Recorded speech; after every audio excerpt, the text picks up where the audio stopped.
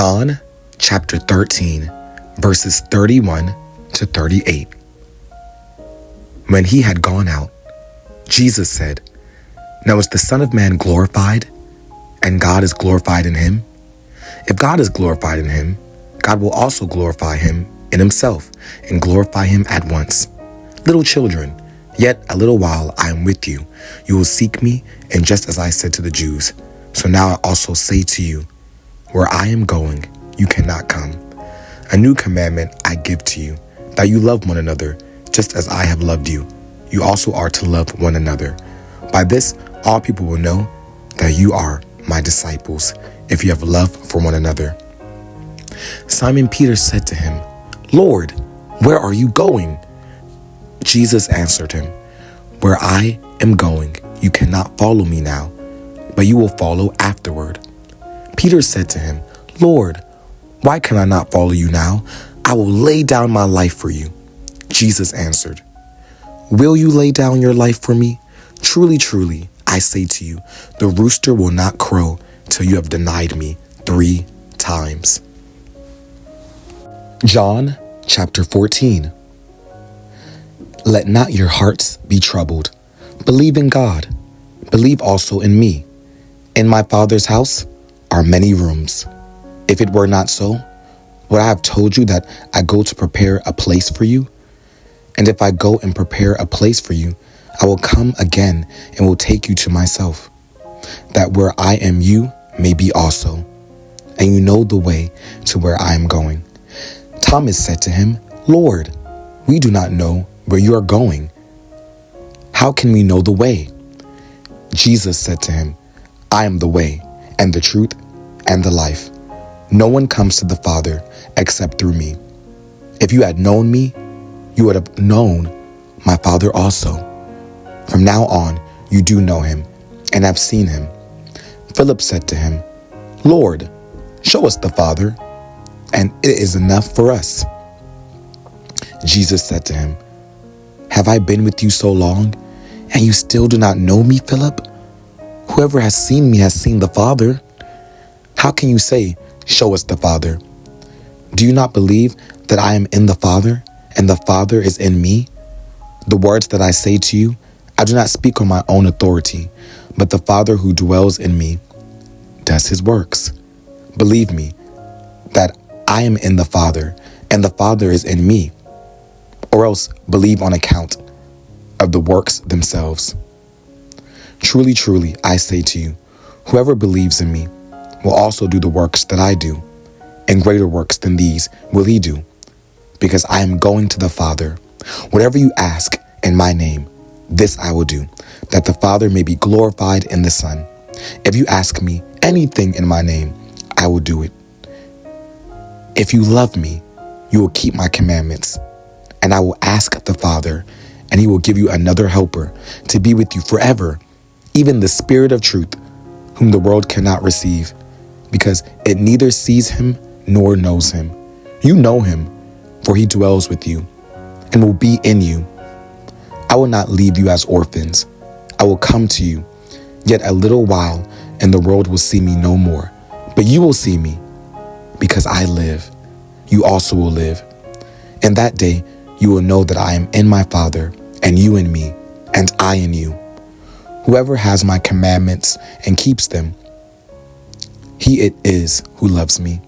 And he who loves me will be loved by my Father, and I will love him and manifest myself to him."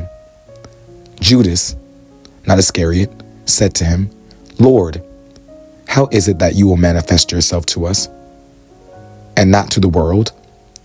Jesus answered him, "If anyone loves me, he will keep my word, and my Father will love him, and we will come to him and make our home with him. Whoever does not love me does not keep my words, and the word that you hear is not mine, but the Father's who sent me. These things I have spoken to you while I am still with you. But the Helper, the Holy Spirit, whom the Father will send in my name, he will teach you all things and bring to you remembrance all that I have said to you. Peace I leave with you, my peace I give to you. Not as the world gives, do I give to you. Let not your hearts be troubled, neither let them be afraid. You heard me say to you, I am going away, and I will come to you. If you loved me, you would have rejoiced, because I am going to the Father, for the Father is greater than I. And now I have told you before it takes place, so that when it does take place, you may believe. I will no longer talk much with you, for the ruler of this world is coming. He has no claim on me, but I do as the Father has commanded me, so that the world may know that I love the Father. Rise, let us go from here. John chapter 15. I am the true vine, and my Father is the vine dresser. Every branch in me that does not bear fruit, he takes away. And every branch that does bear fruit, he prunes, that it may bear more fruit. Already you are clean because of the word that I've spoken to you. Abide in me, and I in you. As the branch cannot bear fruit by itself unless it abides in the vine, neither can you unless you abide in me. I am the vine, you are the branches. Whoever abides in me, and I in him, he it is that bears much fruit. For apart from me, you can do nothing. If anyone does not abide in me, he is thrown away like a branch and withers, and the branches are gathered, thrown into the fire and burned. If you abide in me, and my words abide in you, ask whatever you wish, and it will be done for you. By this my Father is glorified, that you bear much fruit, and so prove to be my disciples. As the Father has loved me, so have I loved you. Abide in my love. If you keep my commandments, you will abide in my love, just as I have kept my Father's commandments and abide in his love. These things I have spoken to you, that my joy may be in you, and that your joy may be full. This is my commandment, that you love one another as I have loved you. Greater love has no one than this, that someone lay down his life for his friends. You are my friends if you do what I command you. No longer do I call you servants, for the servant does not know what his master is doing. But I have called you friends, for all that I have heard from my Father I have made known to you. You did not choose me, but I chose you, and appointed you that you should go and bear fruit, and that your fruit should abide, so that whatever you ask the Father in my name, he may give it to you. These things I command you, so that you will love one another. If the world hates you, know that it has hated me before it hated you. If you were of the world would love you as its own. But because you are not of the world, but I chose you out of the world, therefore the world hates you. Remember the word that I said to you, a servant is not greater than his master. If they persecuted me, they will also persecute you. If they kept my word, they will also keep yours. But all these things they will do to you on account of my name, because they do not know him who sent me. If I had not come and spoken to them, they would not have been guilty of sin. But now they have no excuse for their sin. Whoever hates me hates my Father also. If I had not done among them the works that no one else did, they would not be guilty of sin. But now they have seen and hated both me and my Father. But the word that is written in their law must be fulfilled. They hated me without a cause. But when the Helper comes, whom I will send to you from the Father, the Spirit of truth, who proceeds from the Father, he will bear witness about me, and you also will bear witness, because you have been with me from the beginning. John chapter 16. I have said all these things to you to keep you from falling away. They will put you out of the synagogues. Indeed, the hour is coming when whoever kills you will think he is offering service to God. And they will do these things because they have not known the Father nor me. But I have said these things to you, that when their hour comes, you may remember that I told them to you. I did not say these things to you from the beginning, because I was with you. But now I'm going to him who sent me. And none of you ask me, where are you going? But because I have said these things to you, sorrow has filled your heart. Nevertheless, I tell you the truth. It is to your advantage that I go away. For if I do not go away, the Helper will not come to you. But if I go, I will send him to you. And when he comes, he will convict the world concerning sin and righteousness and judgment. Concerning sin, because they do not believe in me. Concerning righteousness, because I go to the Father, and you will see me no longer. Concerning judgment, because the ruler of this world is judged. I still have many things to say to you, but you cannot bear them now.